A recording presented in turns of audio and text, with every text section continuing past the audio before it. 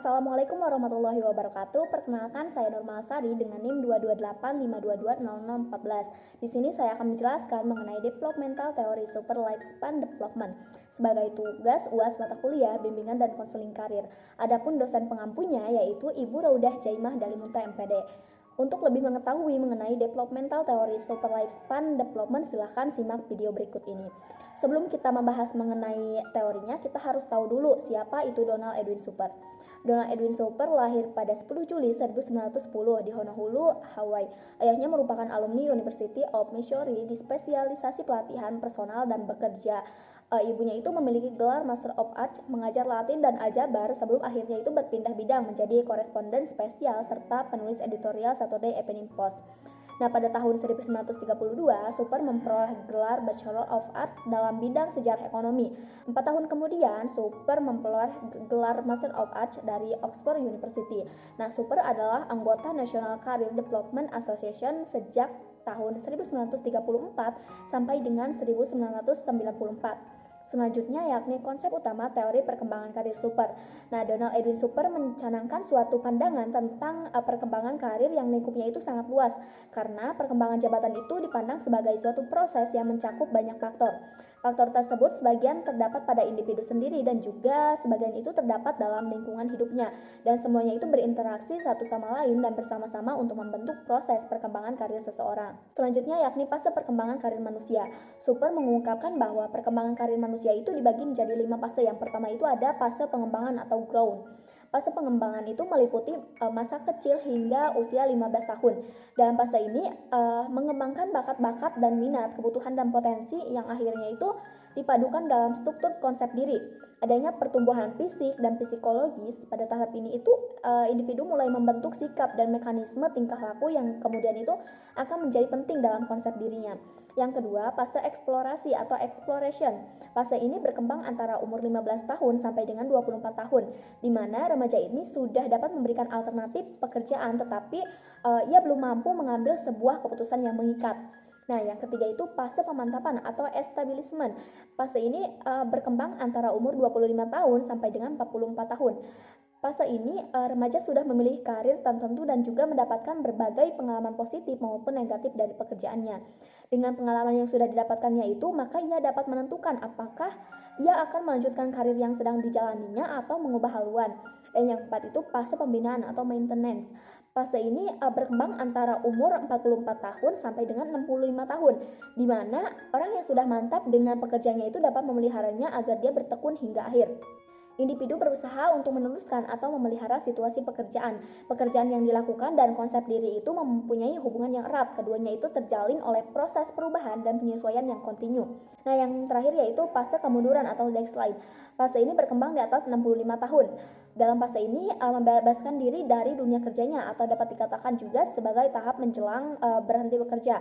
Nah, pada tahap ini perhatian individu itu dipusatkan pada usaha, bagaimana hasil karyanya dapat memenuhi persyaratan output atau hasil yang minimal sekalipun.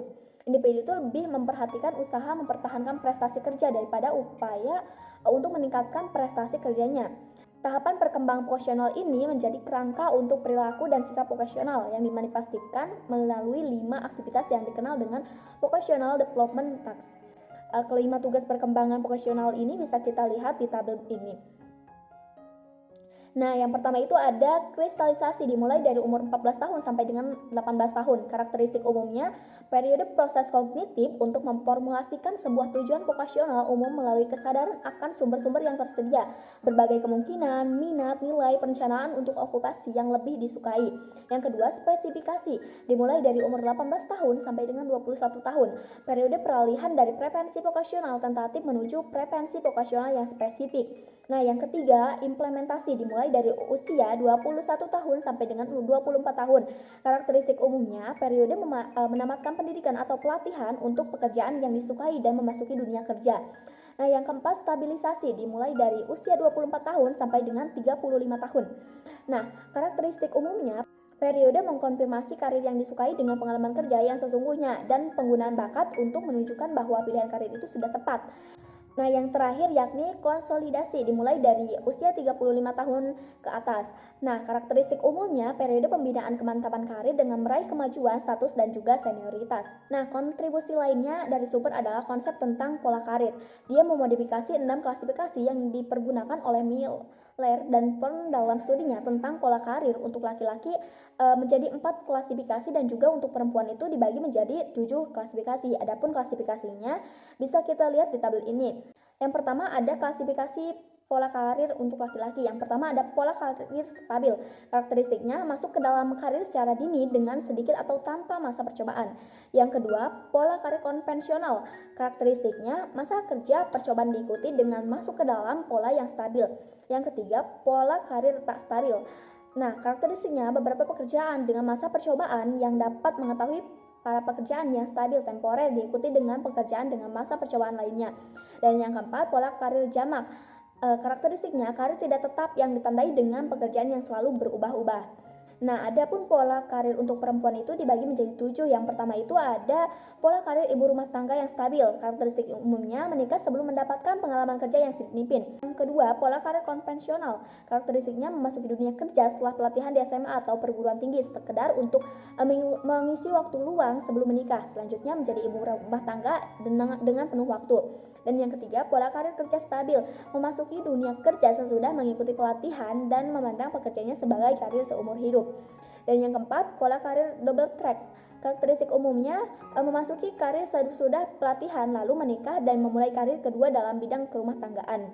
Nah, yang kelima yaitu pola karir terinterupsi, dan yang keenam pola karir tak stabil, dan yang terakhir pola karir multiple trial. Nah, Super juga berpendapat bahwa penyelesaian tugas-tugas yang sesuai pada masing-masing tahapan merupakan indikasi kematangan profesional. Kematangan profesional itu tampaknya lebih terikat dengan intelijensi daripada usia. Konsep kematangan karir yang dikembangkan oleh Super ini mempunyai implikasi yang besar bagi program pendidikan karir dan konseling karir. Super dalam Didi 2007 mengidentifikasi 6 dimensi yang relevan dan tepat untuk remaja sebagai berikut. Yang pertama itu ada orientation to vocational choice. Dimensi sikap yang menentukan pilihan akhir pekerjaannya. Yang kedua, information and planning. Dimensi kompetensi individu untuk memilih jenis informasi tentang keputusan karir masa depannya dan juga perencanaan yang sudah terlaksana. Yang ketiga, konsistensi of vocational preference.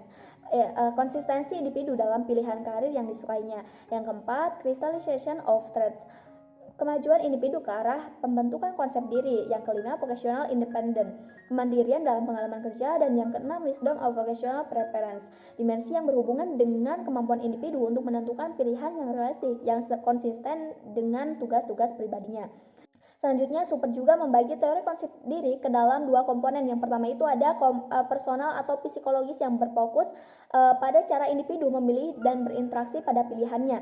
Yang kedua, sosial yang berfokus pada asesmen pribadi yang dilakukannya oleh individu terhadap situasi sosioekonominya dan struktur sosial di mana dia bekerja dan tinggal saat ini. Yang terakhir yakni kelebihan dan juga kelemahan dari teori Donald Super. Nah, yang pertama kelebihannya, keputusan karir ini merupakan rangkaian yang tersusun atas keputusan-keputusan sebelumnya berdasarkan kecocokan pilihan karir yang berpengaruh pada usaha mewujudkan konsep diri. Adapun kelemahannya, yakni Super mengkaji konsep diri yang terentang sangat luas, baik yang terdapat dalam diri individu itu sendiri maupun antar individu. Namun, kajian tentang konsep diri itu lebih banyak ditekankan pada kepribadian antar individu yang menekankan pada kepuasan kerja dalam dunia kerja. Konsep ini mengalami perkembangan. Mungkin cukup sekian dari saya. Wassalamualaikum warahmatullahi wabarakatuh.